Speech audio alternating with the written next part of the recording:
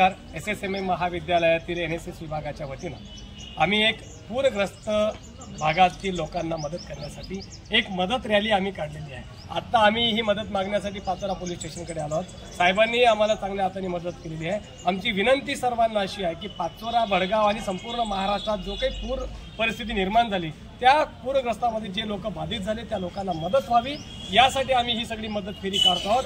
आम्ही आपल्यापर्यंत पोहोचतो आहोत, आपण सरळ हाताने मदत करावी ही महाविद्यालय परिवाराच्या वतीनं आपल्या सर्वांना नम्रतेची, कळकळीची नम्र विनंती। धन्यवाद।